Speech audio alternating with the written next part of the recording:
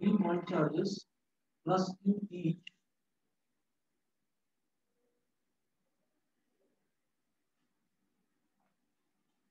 3 point charges plus Q each are kept at the vertices of an equilateral triangle.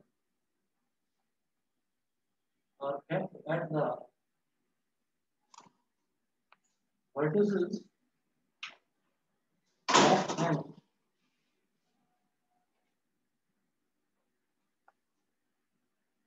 of an equilateral triangle of side small n. 3 point charges plus Q each are kept at the vertices of an equilateral triangle of side small l. Full stop. Determine the magnitude and sign of the charge.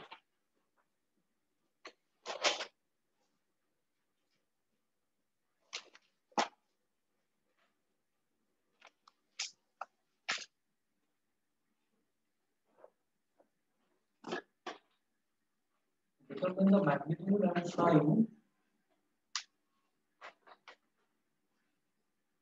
Determine the magnitude and sign of the charge to be kept at its centroid. To be kept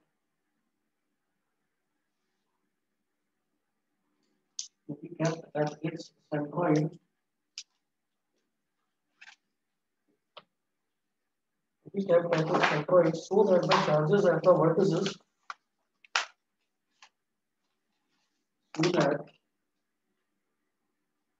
so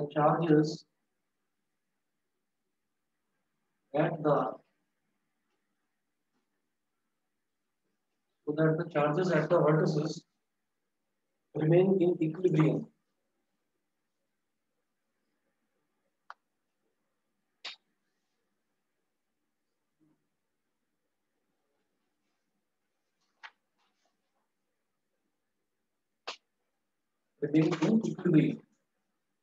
ठीक है, question समझिएगा। 3 point charges, वही superposition principle इसमें use करेंगे। Superposition principle देखिए, time हो गया लगभग 1 हफ्ते बाद आज क्लास होनी है। सुपरपोजिशन प्रिंसिपल रिकॉल करा देता हूँ। क्या होता है कि जब भी कभी हम ये कहते हैं कि कोई हमारे पास 1 2 3 10 20 कितने भी चार्जेस है, वो सारे चार्जेस अगर रखे हुए हैं कहीं पर और हम ये कहते हैं उन सारे चार्जेस की वजह से एक सिंगल चार्ज पर लगने वाली आप फोर्स बताइए, तो आपको क्या करना है, आप वो सारे के सारे चार्जेस अलग हटा दीजिए। अब एक एक चार्ज उठाओ। ये अगर चार्ज नंबर 1 है तो चार्ज 2 की वजह से उस पर कितना फोर्स लग रहा है वो निकालो। चार्ज 3 की वजह से चार्ज 1 पर कितना फोर्स लग रहा है वो निकालो। चार्ज 4 की वजह से चार्ज 1 पर कितना फोर्स लग रहा है वो निकालो। ऐसे ही जितने भी चार्जेस हैं सब चार्जेस की वजह से चार्ज 1 पर लगने वाले फोर्सेस निकाल लीजिए अलग अलग। वो निकालने के बाद सारे फोर्सेस को ऐड कर बस। तो हम ये कहेंगे कि टोटल फोर्स कितना लग रहा है वो हमें पता चल जाएगा। अब देखिए यहाँ पर कितने चार्जेस हैं, यहाँ पर 3 चार्जेस हैं। उन्होंने बोला 3 point charges plus Q each are kept at the vertices of an equilateral triangle of side L. एक इक्विलेटरल ट्रायंगल बनाइए सबसे पहले।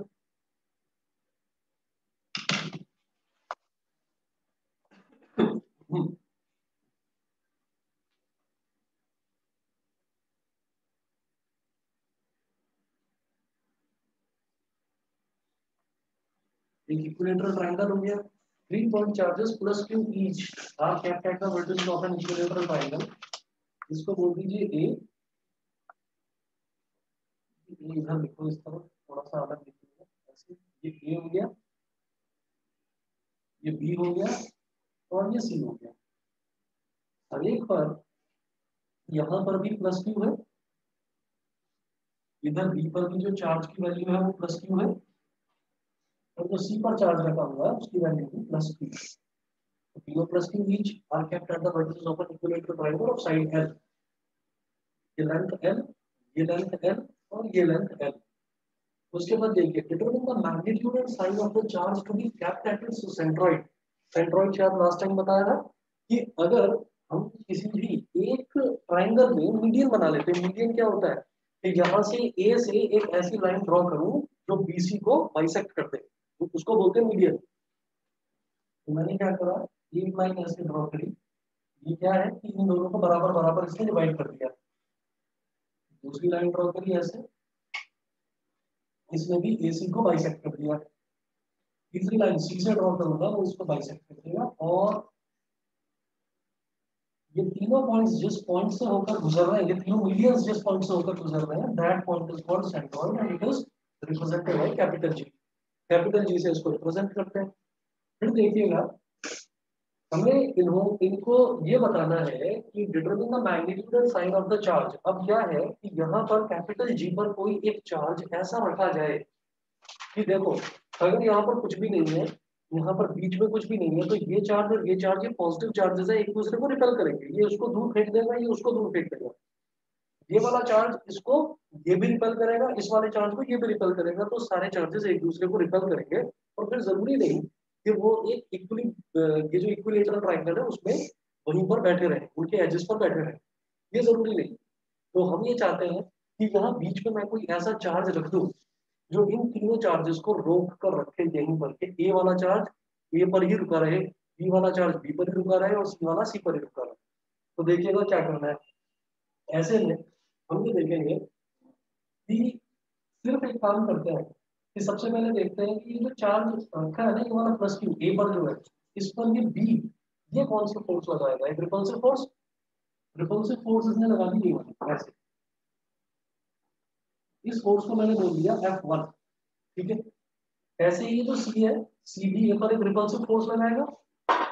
इस रिपल्सिव फोर्स को मैंने कर दिया ऐसे, इसको मैंने बोल दिया F2, F1 और F2।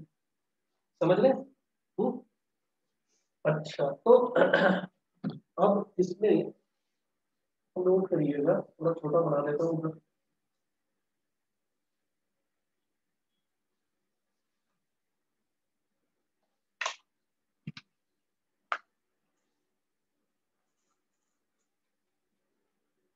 F1 और ये हो गया F2।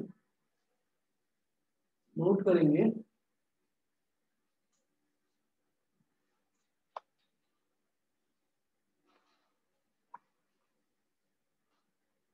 Late F1 be the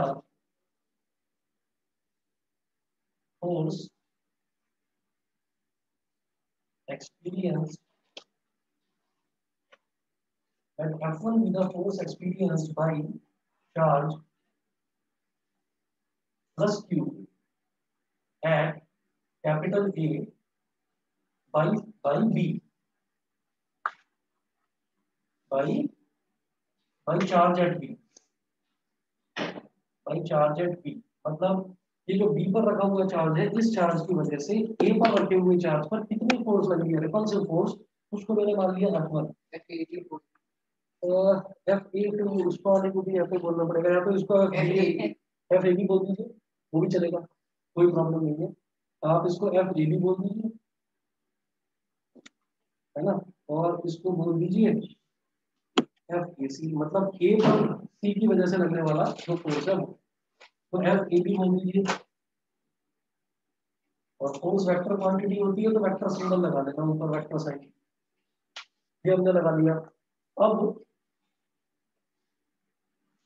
ये किस तरह से निकाला जाएगा? देखिएगा, इस एफ ए बी वेक्टर को मैं क्या बोलूंगा, by Coulomb's law, by Coulomb's law, FAB vector by Coulomb's law, FAB vector is equal to 1 upon 4 pi epsilon naught, 1 upon 4 pi epsilon naught। अब देखिए A और B के बीच में ये चार्जेस कौन से हैं? इधर भी प्लस क्यू और इधर भी प्लस क्यू, तो plus Q into plus Q क्या हो गया? Q square. और दोनों के बीच में डिस्टेंस क्या है? एल, तो क्या हो गया? L square. ठीक है। Similarly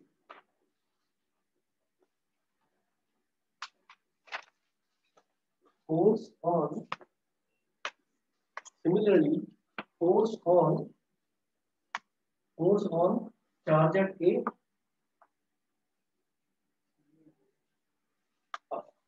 force on charge at A due to charge at C, comma, इसको क्या बोलेंगे? F A C vector is equal to 1/4πε0 ये भी q² समझ गए? क्योंकि यहाँ पर भी आप ये देखिए ये प्लस क्यू है और ये प्लस क्यू है यहाँ पर चार्ज, ठीक है, और दोनों के बीच का डिस्टेंस वही है, सेम है, एल है। अच्छा, ये लिखने के बाद में बिकॉज ये वेक्टर है तो आप इसमें यहाँ पर बस एक चीज और लिख लेना, कॉमा करके यहाँ लिख लेना अराउंड बी ए, और यहाँ पर कॉमा करके लिख लेना अराउंड सी ए, ठीक है, ताकि डायरेक्शन आप बता दें। इसमें डायरेक्शन ये होगी, इसमें जो फोर्स लग रही है ये बी ए की तरफ लग रही है, इसमें जो फोर्स लग रही है बिकॉज सी इज रिपेलिंग ए, मतलब ए पर जो फोर्स लग रही है ना, सी पर भी बराबर ही लगेगी, पर पहले मैं एक ही बात कर रहा हूँ, तो वो हो जाएगी बी ए की डायरेक्शन में और ये हो जाएगी सी ए की डायरेक्शन में। उसके बाद हम क्या करेंगे कि ए पर लगने वाली फोर्स इन दोनों चार्जेस की वजह से अलग अलग मैंने निकाल ली, ठीक है। अब इसके अलावा कोई तीसरा चार्ज तो है नहीं, तीसरा चार्ज तो यही है ना, तो हमने दो अलग अलग चार्जेस की वजह से जो लगने वाली फोर्स है वो निकाल ली, तो टोटल फोर्स कितनी हो गई भाई, सुपरपोजिशन प्रिंसिपल दोनों को ऐड कर देंगे, ठीक है, ये करेंगे total force on charge eight A due to charge at B and C will be, इसको बोल दीजिए F vector, F vector is equal to F A B vector plus F A C vector, ठीक है। अब अब इसको किस तरीके से करा जाएगा ये देखना, जैसे मान लो ये F ए सी वेक्टर है और ये F ए बी वेक्टर है, ये इस डायरेक्शन में, ये इस डायरेक्शन में है, दोनों वेक्टर्स को ऐड कैसे करा जाता है, हमें इस वाले वेक्टर को यानी कि इस वाली फोर्स को और इस वाली फोर्स को ऐड करना है, तो कैसे ऐड करेंगे, ये जो ये वाली फोर्स है इससे इस फोर्स के पैरेलल एक लाइन ड्रॉ करेंगे, याद होगा parallelogram law of vector addition, और इस वाले वेक्टर से इस वेक्टर के पैरेलल एक लाइन ड्रॉ करेंगे, और फिर जहां से ये दोनों फोर्स ओरिजिनेट हो रही है पॉइंट ए से, इससे इसको ज्वाइन कर देंगे ऐसे, ये ज्वाइन कर दिया तो ये हो गया एफ वेक्टर, समझ गए?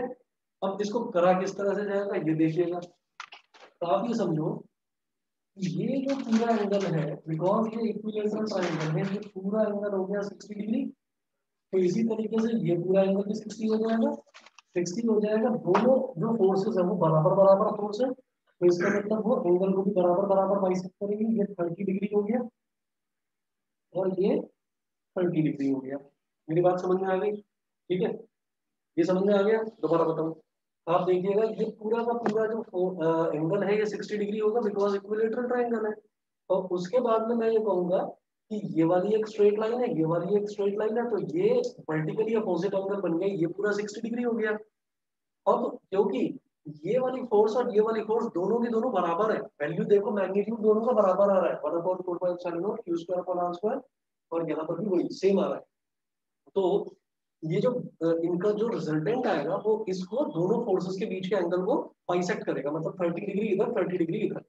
अब देखिएगा एफ ए सी वेक्टर का ये वाला इस डायरेक्शन में कंपोनेंट क्या हो जाएगा, F A C cos 30, similarly F A B vector का इस डायरेक्शन में कंपोनेंट क्या हो जाएगा, एंगल के साथ वाला कंपोनेंट हमेशा cos होता है, ठीक है, एंगल के परपेंडिकुलर वाला कंपोनेंट हमेशा sin होता है, तो एफ ए बी किसके साथ, इस एफ वेक्टर के साथ कितना एंगल बना रहा है 30 डिग्री, तो एफ ए बी वेक्टर को क्या बोलूंगा मैं, ये जो एफ वेक्टर है इसको बोलूंगा एफ ए बी cos 30, ठीक है, तो इसको वेक्टर को हटाने के लिए हम क्या करेंगे, ये हो जाएगा F A B cos 30, similarly इसके वेक्टर साइन को हटाने के लिए मैं क्या करूंगा, F A C cos 30, F vector is equal to F A B क्या है, इसका सिर्फ और सिर्फ मैग्नीट्यूड मतलब डायरेक्शन नहीं बता रही, ये 1/4 एप्सिलॉन cos थीटा नहीं होना चाहिए, F A B cos theta बराबर, सुनिए वो है F A B vector, F A B vector, तो वेक्टर में क्या होता है मैग्नीट्यूड और उसकी डायरेक्शन, तो डायरेक्शन ये हो गई और डायरेक्शन ये हो गया, अब वेक्टर सिंबल हटा दिया मैंने, समझ गए, ठीक है। अच्छा उसके बाद अच्छा तो तुम कह रहे हो ना वो एफ कॉस थीटा, वो एफ कॉस थीटा बेटा इस तरफ हो जाएगा, फिर वो इस डायरेक्शन में हो जाएगा, वो एफ का कंपोनेंट हो जाएगा, ठीक है। वन अपॉन 4 पाई एप्सिलॉन नॉट, और कॉस 30 डिग्री क्या होता है बताओ, रूट 3/2 ओके, या देखिए 1/4 pi epsilon naught Q square upon L square multiply by root 3/2 plus, यार एसी कितना, वो भी बिल्कुल सेम है, 1/4 pi epsilon naught Q square upon L square. इसमें तो ये जब हाथ सेट हो जाएगा ना इक्वेशंस में, तब तो आप फटाफट कर सकते हैं, वो भी शुरुआत में वही करेगा, ज्यादा शॉर्टकट बात है। अब देखिएगा दोनों सेम ही तो चीजें हैं, x प्लस एक्स अगर होता है तो 2x होता है, तो इसको x मानो इसको x मानो तो 2x हो गया, यानी कि इस टर्म में मल्टीप्लाई कर दीजिए बस।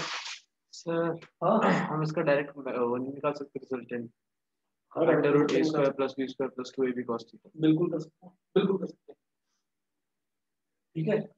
अच्छा उसके बाद क्या करेंगे, ये हमारे पास आ गया 2 इंटू 1/4 पाई एप्सिलॉन नॉट और Q square upon L square into root 3/2, 2 से 2 कैंसिल आउट हो गया, F vector is equal to root 3 को बाहर ले आइए, 1/4 pi epsilon naught Q square upon L square. ये हो गया, यहाँ तक ठीक है, चले आगे। हाँ अब जरा देखो आप कि इसको बोल दीजिए इक्वेशन नंबर 1, ये हो गई इक्वेशन नंबर 1। फिर हम ये कहेंगे कि ये जो मुझे क्या निकालना है, मुझे तो ये निकालना है determine the magnitude and sign of the charge to be kept at its centroid. Centroid पर ऐसा कौन सा चार्ज रखें, ठीक है, ताकि ये इक्विलिब्रियम में रहे, मतलब ये जो ए है ये कहीं इधर उधर ना चला जाए, ये रुका रहे यहाँ पर। तो हम ये कहेंगे let the charge to be kept at the centroid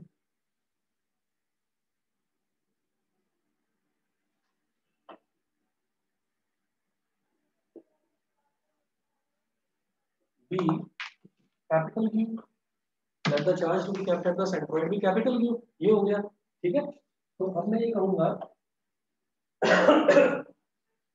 मैंने चार्ज जो ए पर चार्ज रखा हुआ है प्लस क्यू, मैंने क्या करा, मैंने बी की वजह से उस पर कितनी फोर्स लग रही है वो निकाली, सी की वजह से कितनी फोर्स लग रही है वो निकाली, फिर दोनों का सम कर दिया, मतलब बी और सी की वजह से जो जो फोर्स उस पर लग रही थी वो मैंने निकाल ली।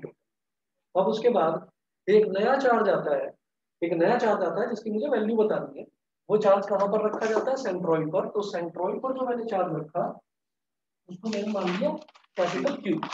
मुझे नहीं पता इसका साइन क्या है, मुझे नहीं पता इसका साइन क्या है, तो आप ये देखिएगा कि जो भी वैल्यू आएगी, मैं एक काम करता हूँ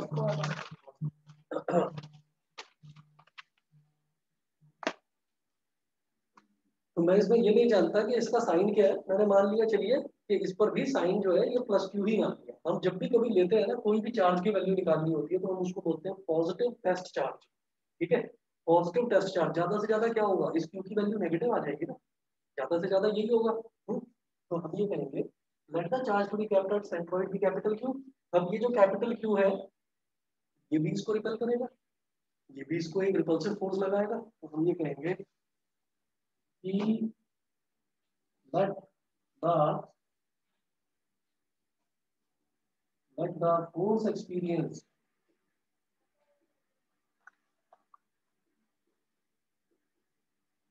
let the force experienced by charge at A due to charge at G B क्या FAG वेक्टर, और ये क्या हो जाएगा 1/4 पाई एप्सिलॉन नॉट, यहाँ पर चार्ज है Q, यहाँ पर चार्ज क्या है स्मॉल q और small q into small q upon ये वाला डिस्टेंस कितना होगा बताएंगे, ये वाला डिस्टेंस कितना होगा। देखिए कभी भी क्या होता है, हमें ये ध्यान रखना होता है कि जो भी हमारे पास सेंट्रॉइड है ना, सेंट्रॉइड हमेशा जो ये वाला जो मीडियन होता है, ये मीडियन को 2:1 रेशो में बाइसेक्ट करता है। तो ये हो गया 2 और ये हो गया 1। अब ये जो मीडियन होता है इक्विलेटरल ट्रायंगल का वो परपेंडिकुलर भी होता है। तो अगर मैं कहूँ कि इसकी पूरे की लेंथ कितनी हो जाएगी, इसको ए बी सी डी बोल दीजिए, इसको डी बोल दीजिए, तो आप ये देखिएगा कि ये L/2 हो गया इतना, ठीक है। और इधर भी कर देते हैं इसको, मैं ये कहूंगा in triangle A D B,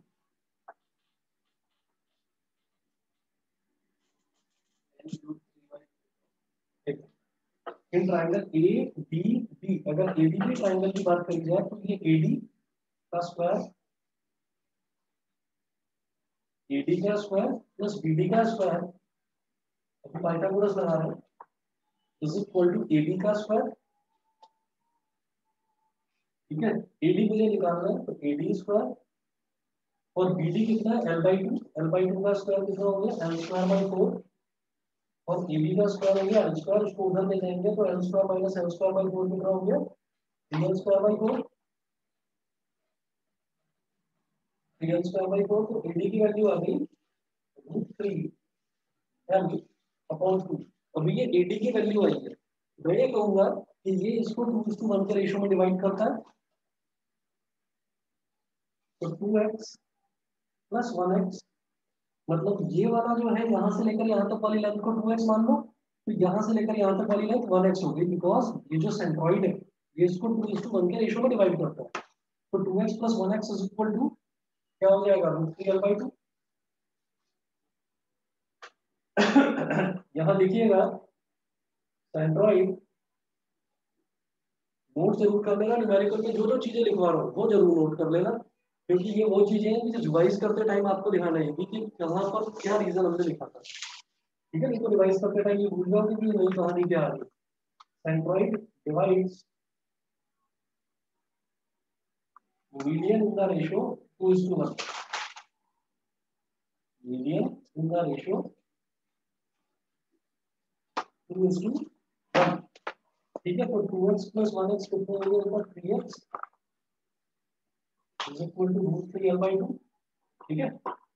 और यहाँ से आप क्या करिए, इसको 3 को नीचे ले जाओ, तो x इज इक्वल टू हो गया √3L/2 ठीक है। अभी x की वैल्यू से कितनी निकाल कर छोड़गी, मुझे जरूरी नहीं, मुझे जरूरत नहीं है x की वैल्यू से, मेरे को कोई लेना देना नहीं है, मुझे तो 2x चाहिए, मुझे तो ag की वैल्यू चाहिए 2x चाहिए। तो मैं क्या करूंगा, हम इसको क्वेश्चन को मिटा रहा हूँ, इस तरफ कर रहा हूँ।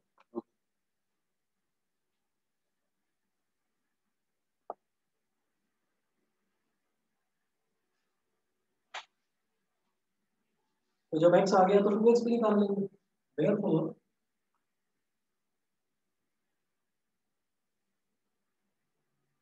therefore 2x is equal to 2 into √3L upon 2 into 3, तो ये कैंसिल आउट हो गया, और इसको अभी ऐसे बोल दीजिए आप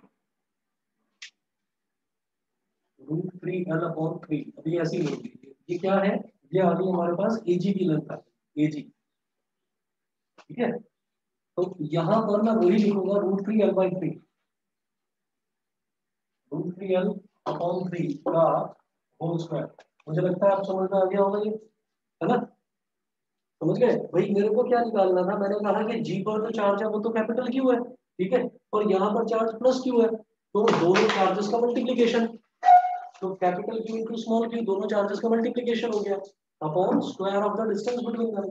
तो डिस्टेंस बिटवीन देम मैंने निकाला नहीं था, वो मैंने निकाल लिया। डिस्टेंस बिटवीन देम कितना आ गया, √3L/3, ठीक है। तो √3L/3 का होल स्क्वायर हो गया, समझ गए। हाँ? उसके बाद देखिएगा डिनोमिनेटर का डिनोमिनेटर न्यूमरेटर में आ जाता है, therefore FAG vector is equal to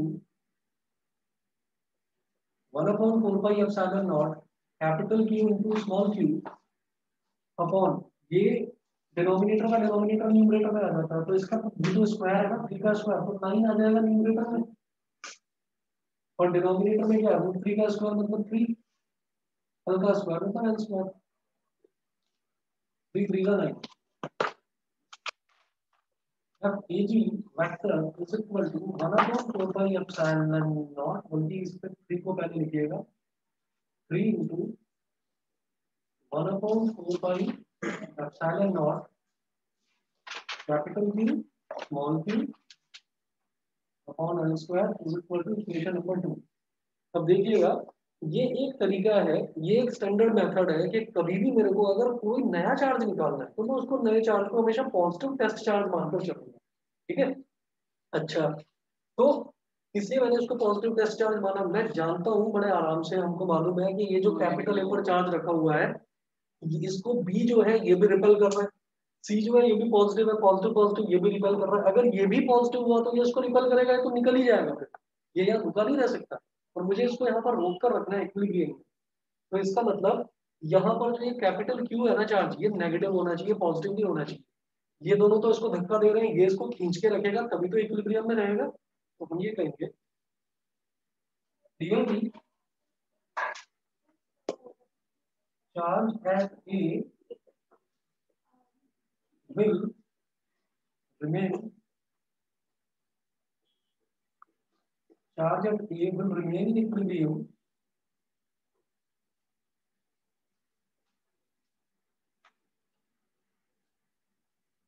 only if equation 1 में कौन सा फोर्स था, इक्वेशन 1 में F vector, only if F vector and F बिल्कुल सही and F AG vector are equal and opposite, are equal and opposite, ठीक है। उस तरफ कर रहा हूँ वो मिटाकर,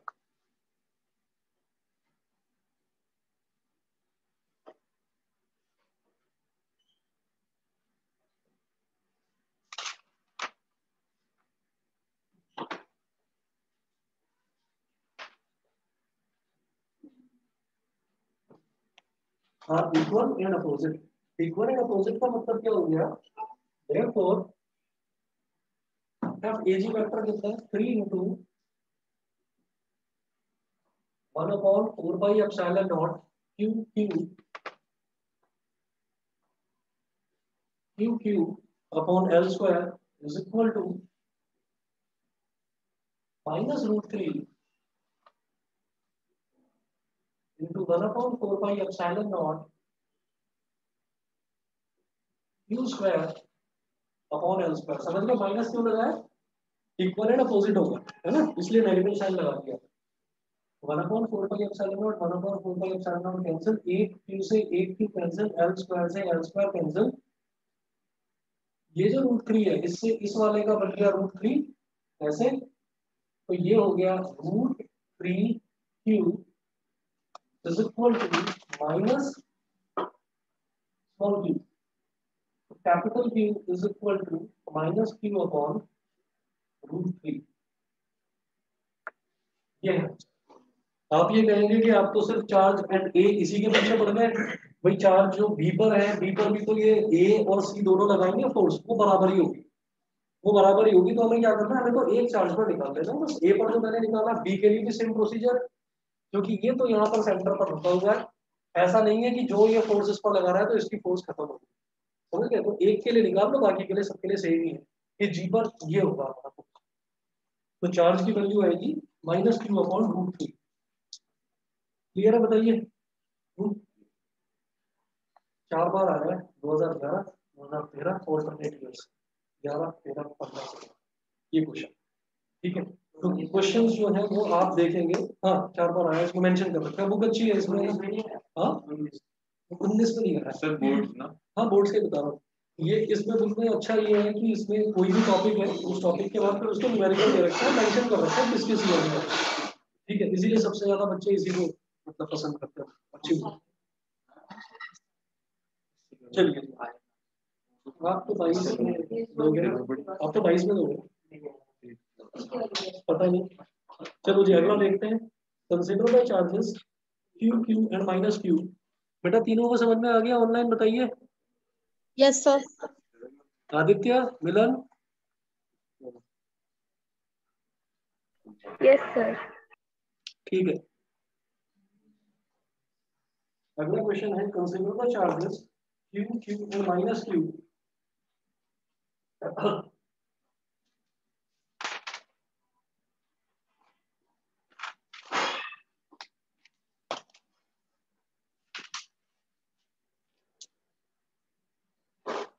Small q, consider the charges small q, small q, small q, small q, and minus q placed at the vertices of an equilateral triangle placed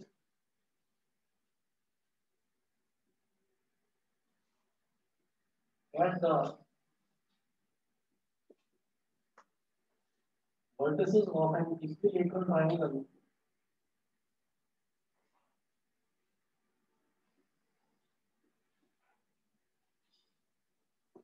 placed at the vertices of an equilateral triangle as shown in the figure. As shown in the figure, मतलब figure question में दे रखी है.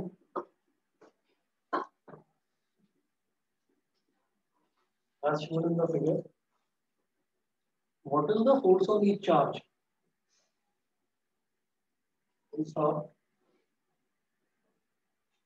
What is the force on each?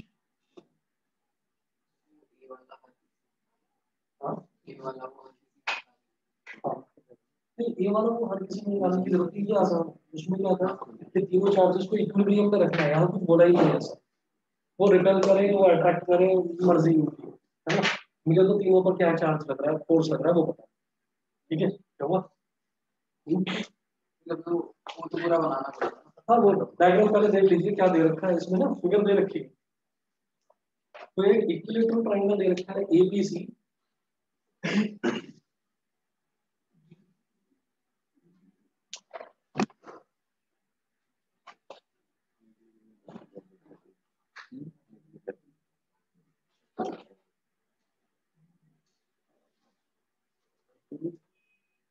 ABC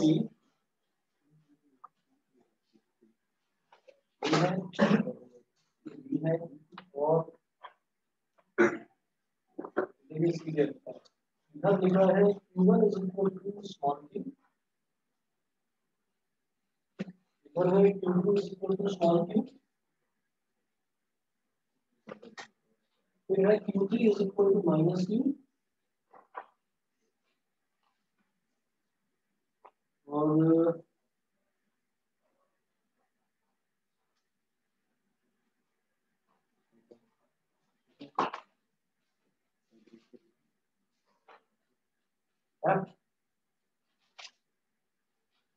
ये भी है,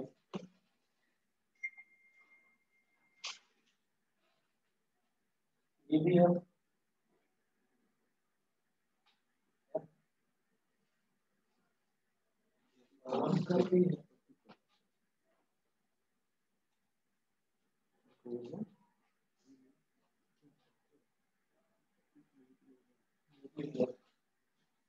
क्या हुआ? Programming vibrate ही करेगा, हाँ वाइब्रेट ही करेगा तो नहीं तेज वाला नहीं, थोड़ा सा या तो आदत को तो मतलब वैसे ही खराब मुझे सब कुछ वाइब्रेट होता ही नजर आ रहा है सही नहीं, कैसे हो रही है? मुझे डर लग रहा था ना कि सिर्फ मुझे ही तो नहीं लग रहा है। हाँ नहीं इसको नहीं करना लैपटॉप के फैन से मेरे पास कोई होता है तेज लग रहा है।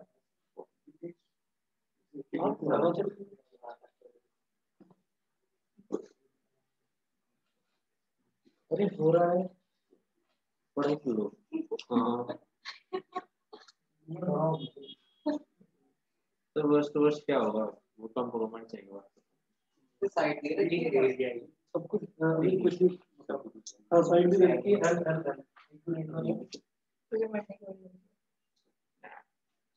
ये और मेरा अच्छा सर अब ये देख लीजिए ये दे रखा है इसमें, बताओ सर फोन निकाल रहे बदतमीज, तो क्या हो गया ऐसे क्लास के बीच अपना निकालो तो ठीक है, तुम्हारा फोन तो नहीं निकालिए नहीं नहीं सर अपना ही निकाल रहे, बट सर मैं तो सर अच्छा फ्रेंड होने के नाते गाइड कर रहा हूँ, समझ रहे हो? बी गाइडेड लाइक, देखो समझ रहे हो? समझो बात को। चलिए देखिए, यहाँ पर क्या है कि ये ना तीनों जो चार्जेस है, ये तीनों चार्जेस की वैल्यू सेम नहीं रखी है, मतलब इनका मैग्नीट्यूड सेम नहीं रखता है। तो इस वजह से जो फोर्स लगेगी वो फोर्स भी सेम नहीं लगेगी। आप ये देखिए, ये क्यू है और ये क्यू है, तो ये एक दूसरे को, ये जो ये वाला क्यू है, ये इसको अगर एफ फोर्स लगाएगा रिपल्सिव फोर्स, तो ये भी तो इस पर एफ फोर्स लगाएगा रिपल्सिव फोर्स। सिमिलरली ये माइनस क्यू है, तो जितने फोर्स से ये इसको अट्रैक्ट करेगा उतने ही फोर्स से ये उधर अट्रैक्ट होगा, तो इसलिए ये भी एफ और ये भी एफ, ये भी एफ और ये भी एफ, ये भी माइनस क्यू और प्लस क्यू है। इन दोनों के बीच में अट्रैक्टिव फोर्स, इन दोनों के बीच में अट्रैक्टिव फोर्स, इन दोनों के बीच में रिपल्सिव फोर्स। यहाँ तक तो क्लियर है? हाँ सर। चलिए, ये क्वेश्चन इसमें, ये मतलब क्वेश्चन में दे रखी है फिगर। उसके बाद अब हम क्या करेंगे, अब मुझे ये करना है कि इस क्वेश्चन में ये सारी फोर्सेस इन्होंने दे दी कि ये फोर्सेस होंगी, ठीक है। अब वो बोल रहे हैं कि ए बी और सी पर जो फोर्सेस लगेंगी वो कितनी होंगी। देखो मतलब ये है, what is the force on each charge, मतलब मुझे ए पर भी फोर्स निकालनी है, बी पर भी निकालनी है और सी पर भी निकालनी है। तो आप ये देखो, ए पर करने वाली फोर्सेस कौन कौन सी है। एक तो ये, जिससे ये उधर अट्रैक्ट हो रहा है, उसको उधर अट्रैक्ट हो रहा है, और ए बी जिससे ये रिपेल हो रहा है। दोनों का रिजल्टेंट निकालना, यहाँ से इसके पैरेलल निकालना, यहाँ से इसके पैरेलल निकालना। हम पैरेलल का रूल ऑफ फैक्टर एडिशन इसको बोल दो F1, ये हमें बोल दो F ये फैक्टर, ठीक है। अब तुम्हारा वाला फंडा लगा देंगे आगे। Okay sir.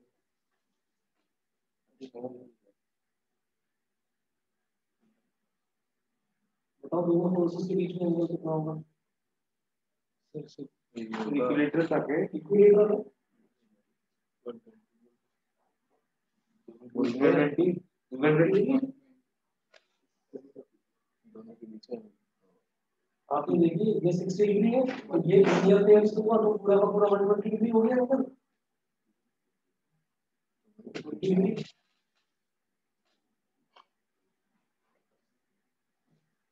समझ गए आदित्य, क्लियर है 120 डिग्री कैसे है। हाँ आदित्य, सब मूवी चल रहे हैं, बता।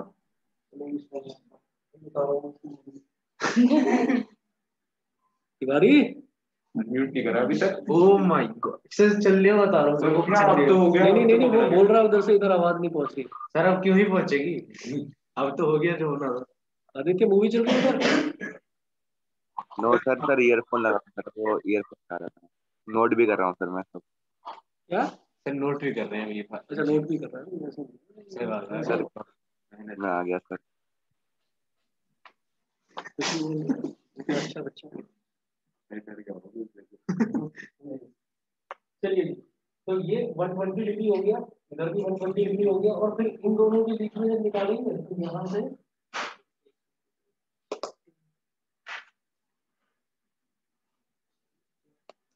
इसको बोल दीजिए FC वेक्टर। तो यहाँ कोई साइन वगैरह वाला चक्कर ही नहीं है।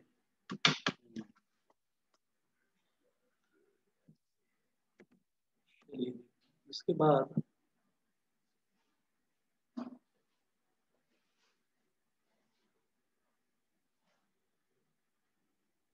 Force on A FA vector बताइए कितना होगा।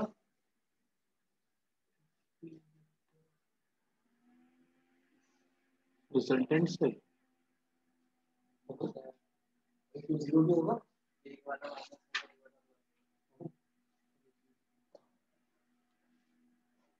FAB स्क्वायर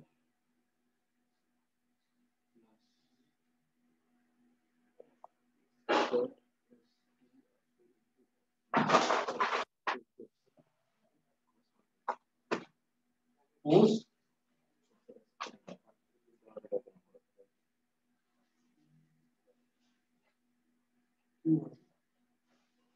ABC यूज करें, ABC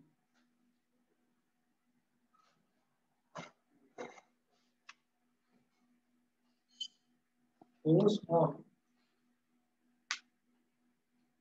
charge at B, charger A की चार्जर ए पर फोर्स जो लगी है वो F vector equal to under root F square F square plus 2 F F क्या cos 120 degree f1 square plus f2 square plus 2 f1 f2 cos theta. तो theta क्या होता है दोनों एंगल वेक्टर्स के between। बीच का एंगल। ठीक है, इसको दूसरे तरीके से कर रहे हैं। वहां वाले ने ये फोर्स अलग निकाली थी, ये फोर्स अलग निकाली थी और फिर दोनों को ऐड कर दिया था। ठीक है, जो तुमने बताया था उस तरीके से कर रहे हैं कि हमें पता है कि दोनों के बीच में पूरा एंगल 120 डिग्री है, तो उसको 60 अलग और 60 अलग करने से बढ़िया ये है कि सीधा ये फॉर्मूला लगा। ठीक है, पर ये तो वेक्टर है, वेक्टर है तो इधर तो आप सिर्फ मैग्नीट्यूड निकालने दे रहे हो, डायरेक्शन तो बताओ। तो यहाँ पर लिखिएगा इधर लिख लो बीसी, बीसी के ऊपर डाल दो कैप। बीसी कैप का मतलब क्या है, ये बीसी की डायरेक्शन वाला यूनिट वेक्टर है। क्यों? क्योंकि बीसी क्या है, ये वाली डायरेक्शन और इस डायरेक्शन के एग्जैक्टली पैरेलल जो है हमारा एफ वेक्टर। तो ये हो गया बीसी, बीसी वेक्टर वाली डायरेक्शन यानी कि बीसी कैप कर दिया। अब क्या आंसर है, F square plus F square क्या हो गया 2f स्क्वायर, और ये क्या हो गया 2f स्क्वायर cos 120 को क्या बोलूं cos 90 into 1 प्लस 30 डिग्री और बीसी कैप। और आप ये देखिएगा 90 into 1 में जब कुछ ऐड करते हैं तो 90 into 1 में कुछ ऐड करते हैं तो हम सेकंड क्वाड्रेंट में जाएंगे। सेकंड क्वाड्रेंट में सिर्फ साइन पॉजिटिव, हम तो cos को ट्रांसफॉर्म कर रहे हैं, ये कितना हो जाएगा माइनस हो जाएगा और वो भी साइन, क्योंकि ऑड है तो cos का बन जाएगा साइन भी। 2f square plus 2f square और minus sine 30 degree bracket close, BC cap 2f square plus 2f square multiplied by minus 1/2 और बीसी कैप और 2 से 2 कैंसिल आउट हो गया तो 2f square minus f square हो जाएगा, क्या बचा केवल f स्क्वायर बीसी कैप। तो ये क्या हो गया f बीसी कैप, ये हो गया। सिमिलरली क्लियर है, सिमिलरली फोर्स ऑन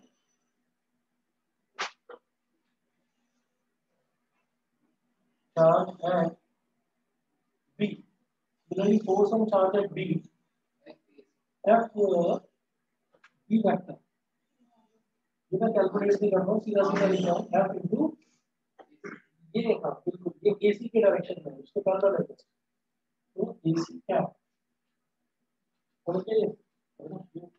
उसके बाद देखिएगा एक और बचता है हमारे पास, ये है FC वेक्टर। तो सीधा सीधा देखो F और F के बीच में यहाँ पर कितना एंगल है टोटल, टोटल एंगल बताना 60 डिग्री है total angle.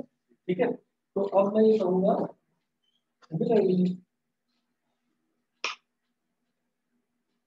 Force on force on charge at C, ये क्या हो जाएगा FC vector is equal to calculate करा किसी ने F square plus F square बताओ 2x स्क्वायर और यहाँ पे माइनस है 2 होगा ना वो स्क्वायर रूट के बराबर होगा। यहाँ पे वो माइनस है होगा ना वो स्क्वायर रूट के माइनस क्या होगा फोर्स देखना है ना अट्रैक्टिव फोर्स है, ये वाली फोर्स इधर मतलब मैं उसको भूल जा रहा हूँ उसकी वजह से मैंने देख लिया कि फोर्स अट्रैक्टिव। बताइए जी क्लियर है, बताइए आंसर कितना आ रहा है इसका।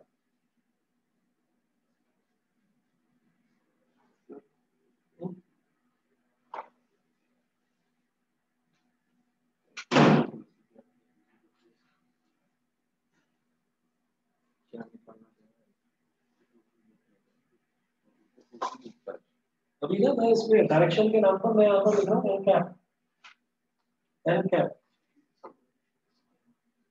अभी बताऊंगा ये एन कैप क्या है। कितना आया करो तो सही।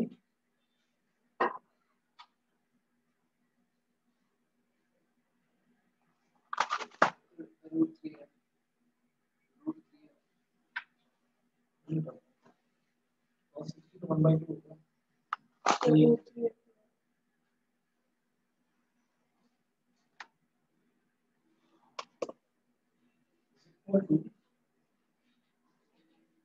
Three F square N cap root 3f N cap. अब है क्या कि यहाँ पर तो मुझे दिखाई दे गया था कि जो एफ ए वेक्टर है, ये एफ ए वेक्टर ये एग्जैक्टली ये इसके पैरेलल होगा। ये जो एफ बी वेक्टर है ये एफ ए सी के पैरेलल होगा। तो मैंने ए सी कैप और बी सी कैप मेंशन कर दिया। ये तो पता ही नहीं किसके पैरेलल है, तो मैंने एन कैप लिख दिया। यहाँ पर मैं ये कहूँगा मैं